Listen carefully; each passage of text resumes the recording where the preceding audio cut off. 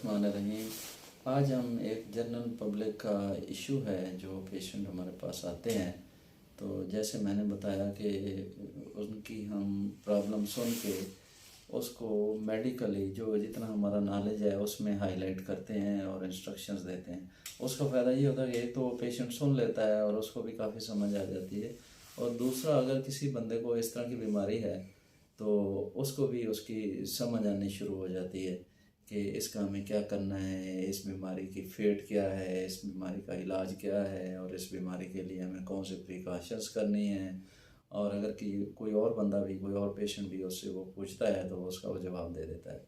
तो पिछले दिनों में हमारे पास 3-4 पेशेंट ऐसे आए हैं जिनकी एक आंख बड़ी थी और एक छोटी थी, यानी आंख की स्वेलिंग हुई हुई थी या आई बाल बड़ा था। इसको हमने डायग्नोज किया, और ये डायग्नोज इसलिए किया कि किताब में एक बड़ा अच्छा फ़िक्रा लिखा हुआ है कि किसी बंदे की प्रोप्टोसिस यानी आंख बड़ी है, एक बड़ी है या दोनों बड़ी हैं, और बंदा वो मर्द है या औरत है, बच्चा है, जवान है या बूढ़ा है, और किसी एरिया से बिलोंग करता है। तो सबसे पहली उसकी वजह जो है वो थायराइड आई डिजीज़ हो सकती है। तो थायराइड आई डिजीज़ को हम अपनी मेडिकल साइंस में ग्रेव डिजीज़ भी कहते हैं। तो थायराइड एक ऐसा ग्लैंड है जो ये नेक वाले एरिया में पाया जाता है, और ये आप हैरान हैं होंगे कि ये ग्लैंड ऊपर ब्रेन से भी रिलेटेड है और सारे जिस्म के फंक्शन को भी कंट्रोल करता है। अगर इसकी हार्मोन ज़्यादा हो जाती है तो और मसाइल होते हैं, और इसकी हार्मोन अगर कम हो जाती है तो और मसाइल होते हैं। जब इसकी हार्मोन कम हो जाती है तो ये दिमाग में जो हार्मोन इसके रिस्पांस में सिक्रीट होती है उसका लेवल ज़्यादा होता है। तो अगर ये ज़्यादा प्रोड्यूस कर रहा है ग्लैंड, ये वाला ग्लैंड, तो ये हार्मोन उसकी कम सेक्रेट होगी। तो इसलिए जब हम ये टेस्ट करवाते हैं कि थायराइड स्कैन कराते हैं और इसके थायराइड की हार्मोन जैसे T3 है, T4 है, TSH है, वो हम कराते हैं तो हमें आइडिया हो जाता है कि ये हार्मोन कम प्रोड्यूस कर रहा है या हार्मोन ज़्यादा प्रोड्यूस कर रहा है। तो जब ये हार्मोन ज़्यादा या कम प्रोड्यूस कर रहा है तो जो जिस्म पे बेशुमार इफेक्ट्स ये पैदा करता है। बंदा या तेज़ी में होता है, बंदे को या गर्मी ज़्यादा लग रही होती है, पसीना ज़्यादा आ रहा होता है, बंदे की मेटाबॉलिज्म तेज़ हो जाती है, या अगर उसकी सिक्रीशंस कम प्रोड्यूस हो रही हैं या हार्मोन कम प्रोड्यूस हो रही हैं तो उसका क्या होता है कि उसको वो लेज़ी हो जाता है, मोटा हो जाता है, उसका काम करने को दिल नहीं करता, और उसको नींद ज़्यादा आती है, वो फैटी होना शुरू हो जाता है। तो ये चीज़ें तो हैं उसकी जनरल बॉडी से मुतल्लिक। लेकिन जब उसकी आंख हम देखते हैं कि एक बड़ी है या छोटी है, और वो हमारी इन्वेस्टिगेशन के बाद ये साबित हो गया कि ये थायराइड आई डिजीज़ है, तो पेशेंट को कैसे समझाना है? पेशेंट को इस तरह समझाना है जैसे हमने ये ड्राइंग बनाई है कि ये आईवाल है, इसको 4 मेन मसल हैं, वैसे 6 होते हैं जो आंख को घुमाते हैं, राइट भी ले जाते हैं, लेफ्ट भी ले जाते हैं, ऊपर भी ले जाते हैं, नीचे भी ले आते हैं। तो ये 4 मसल जो हैं आंख को काबू में रखते हैं और आंख को मूव करवाते हैं। इन 4 मसल की नर्व सप्लाई है जो दिमाग से आती है, इनको करंट देती है या इनको रेगुलेट करती है। तो जब थायराइड आई डिजीज़ का इस पर इफेक्ट होता है तो क्या होता है कि ये मसल जो हैं ये मोटे होने शुरू हो जाते हैं। जब मोटे हो जाते हैं तो यही स्पेस है आई के लिए, आई बाल के लिए, यानी एक बोन का सॉकेट है, उसके अंदर आई बाल पड़ा हुआ है। अगर उसमें आपने एक नॉर्मल हुजम रखा हो तो वो शक्ल नॉर्मल रहेगी। अगर आपने उसका हुजम बढ़ा दिया है, जो थायराइड आई डिजीज़ ने बढ़ा दिया, ये मसल मोटे कर दिए, तो वो हुजम बढ़ जाएगा। वो बढ़ने से वो स्पेस तो उसकी पूरी है, यानी बोन तो बड़ी कोई नहीं है जो ऑर्बिट है, हड्डियाँ तो उतनी की उतनी हैं, लेकिन ये मटेरियल इसमें ज़्यादा हो गया है थायराइड की वजह से। अब वो आंख बाहर निकलना शुरू हो गई। एक वजह तो ये है कि ये मसल मोटे हो जाते हैं। जब हम CT स्कैन कराते हैं तो साफ लग रहा होता है कि ये मसल मोटे हो गए हैं। फिर क्या होता है कि जो लिड्स हैं, आँख को जो कवर करते हैं, वो भी बाज़ का स्वोलन हो जाते हैं। फिर क्या होता है कि जो ग्लैंड्स हैं जो कार्निया की वेट रखने के लिए जो टीयर पैदा करते हैं, जो आँख को साफ रखते हैं, और बड़े सारे उसके फ़ायदे हैं, उसके लिए हम अलहदा वीडियो बनाएंगे। वो टीयर्स के जो ग्लैंड्स हैं वो अफेक्ट हो जाते हैं। और आई बाल एक फैट के पैड में पड़ा होता है, तो वो फैट का कंटेंट्स भी ज़्यादा होना शुरू हो जाता है। तो क्या होता है कि फिर आंख बाहर निकलना शुरू हो जाती है, एक निकलनी शुरू हो जाती है, दोनों निकलनी शुरू हो जाती है। उस वक्त पेशेंट को फील होता है, नॉर्मली तो हो सकता है उसको फील ही ना हो कि यार ये मेरी आंखें बड़ी हो रही हैं। तो ये जो बड़ी हो जाती हैं तो फिर क्या होगा, ये मसल जो हैं ये मुख्तलिफ फ्रिक्वेंसी से पड़े होते हैं। एक मसल को शुरू में ज़्यादा वो मोटा होता है, फर्ज करें ये ज़्यादा मोटा होता है, फिर ये मोटा होता है, ये मोटा होता है, ये मोटा होता है।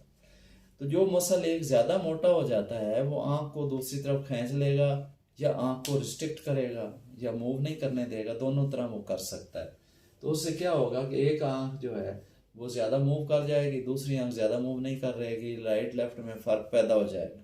जब ये फ़र्क पैदा हो गया तो मरीज़ को दो चीज़ें नज़र आएंगी। आपने एक टारगेट दिया है, वो कहेगा दो हैं, और वो दो टारगेट उस तरफ ज़्यादा होंगे जो मसल इन्वॉल्व हो गया है। तो ये तो होगी इसकी मसल की इन्वॉल्वमेंट। उसके बाद पेशेंट को क्या होगा, पेशेंट को ड्राई आई हो सकती है, ग्रीटीनेस होती है, पेशेंट को पेन होती है, टीयर्स प्रोड्यूस होना कम होना शुरू हो जाते हैं। और वो क्या होता है कि बाज़ का रात को मरीज सोता तो उसकी पूरी आंख बंद नहीं हो सकती और हवा, नेचुरल हवा से वो आंख ड्राई होना शुरू हो जाती है, तो अल्टीमेटली ब्लाइंड हो जाता है। एक वजह तो इसकी ये ब्लाइंड होने की है। दूसरी वजह उसकी ब्लाइंड होने की ये है कि अगर आई बॉल बहुत ज़्यादा स्ट्रेच हो गया, जैसे इस ड्राइंग में बताया गया है कि ये आंख है, ये तो आंख एक नर्व के जरिए, जिसको ऑप्टिक नर्व कहते हैं, ये कनेक्ट है ब्रेन से। इसका एक कोर्स है ब्रेन से लेके ऑर्बिट तक या आंख तक। तो जब आंख बहुत ज्यादा बाहर निकल आएगी अपनी जगह से तो इसमें खींच पड़ सकती है। ये खींच काफी देर से आती है। देर से इसलिए आती है कि ये जो ऑप्टिक नर्व का कोर्स है ये स्प्रिंग की तरह है, स्पाइरल है, और वो अगर आई बाल बाहर खींचा भी जाए तो इसमें इतनी गुंजाइश होती है, रिजर्वायर होता है कि ये ब्रेन से स्ट्रेच नहीं हो सकती है। तो इसलिए आमतौर पे मरीज की नज़र ठीक रहती है। अगर मसल बड़ा छोटा हो जाता है दो नज़र आने शुरू हो जाएंगे लेकिन आँख ठीक रहती है। लेकिन अगर ये बहुत ज़्यादा खींची जाए तो फिर मरीज की नज़र भी ख़राब हो सकती है। अच्छा, तो जब ये कंडीशन पहुंच जाए जिसको हम कहेंगे ये लेट स्टेज है, ये सीवियर है, उसके बाद हम क्या करते हैं कि न्यूरोसर्जन की ज़रूरत पड़ जाती है। न्यूरोसर्जन की ज़रूरत पड़ेगी तो वो इन चीज़ों को एड्रेस करेगा कि आई बॉल को वापस कैसे भेजना है अपने एरिया में। वो कुछ चीज़ें निकालेगा, इसके लिए जगह क्रिएट करेगा और उसको वो उस अपनी जगह में रखेगा, तो फिर उसको प्रॉब्लम नहीं होगी। अब रह गया कि करेंगे क्या, करना क्या चाहिए। ये एक ऑटोइम्यून डिजीज़ है, जो इसके सेल है ना थायराइड के, वो सेंसिटिव हो जाते हैं। थायराइड जो हार्मोन्स हैं उनको इम्यून सेल सेंसिटिव हो जाते हैं और ओवर सेंसिटिविटी ये सारे प्रॉब्लम पैदा करती है। एक तो ये इम्यून सुप्रेशन हम दे सकते हैं, स्टीरॉयड दे सकते हैं अगर उसको और कोई कॉम्प्लिकेशंस नहीं है। फिर मेडिकल स्पेशलिस्ट की ओपिनियन चाहिए होती है। तो मरीज को हमने कहना कि एक तो ग्लासेस लगाए, स्मोकिंग बंद करे, सन ग्लासेस अच्छे हैं वो लगाए, स्मोकिंग ना करे, और लुब्रिकेंट ले ताकि उसको हवा ना ज़्यादा लगे और आंख ड्राई ना हो, और हेड एलिवेट रखे तो ज़्यादा अच्छा है। और बाज़ लोगों ने सजेस्ट किया है कि वो इस तरह टैप दिन में कई बार इसको टैपर करे, इसको टैपर करे, ये एक्सरसाइज करे, नेक की करे और अपने हेड को एलिवेट रखे। अगर हाइपर है तो उसके लिए कुछ फिजिशियन कोई दवाई देते हैं जिससे मेटाबॉलिज्म कम रहती है और फायदा रहता है। आजकल एक नई ड्रग आई है जो अंडर ट्रायल है जिसका नाम है टेपिजा। तो ये दवाई जो है 10 मिलीग्राम पर केजी बॉडी वेट में इन्फ्यूजन में दी जाती है। तो दिस इज ए न्यू और गुड ट्रीटमेंट। इसके अच्छे रिजल्ट्स पाए गए हैं, हमने स्टडीज में देखे कि इसके अच्छे रिजल्ट पाए गए हैं। तो ये 3 हफ्ते में एक इन्फ्यूजन देना है और पेशेंट के वजन के हिसाब से देना है। जैसे मैंने कहा कि ये किसी भी एज का भी प्रॉब्लम है, ये डिजीज़ है, तो इसलिए हर एज के मुख्तलिफ वजन का पेशेंट हो सकता है। तो उसको 10 मिलीग्राम पर केजी देनी है और 8 वीक्स तक उसको इन्फ्यूजन देने हैं, ठीक है। और उसके बाद हमने देखा है कि इसकी कुछ रिग्रेशन भी हो जाती है। सो रिग्रेशन के लिए एक फिजिकल एक्सरसाइज है जो मैंने बताई आई थी। नंबर 2 मेडिकल स्पेशलिस्ट की ओपिनियन। नंबर 3 प्रोटेक्शन, ये सन ग्लासेस, लुब्रिकेंट्स, स्मोकिंग की अवॉइडेंस और ये चीज़ें। और कोशिश करनी है कि ये इतना ना बढ़े जिससे इसकी बिनाई को भी इफेक्ट हो जाए। अगर ये चीज़ें आने लग जाएं तो सर्जिकल इंटरवेंशन है जो न्यूरोसर्जन और ऑप्थेल्मोलॉजिस्ट मिलकर इस सर्जरी को प्लान कर सकते हैं। तो ये एक ऐसी चीज़ थी जिसका मुतल्लिक हमें अवेयरनेस देनी थी। Thank you so much. अस्सलाम वालेकुम।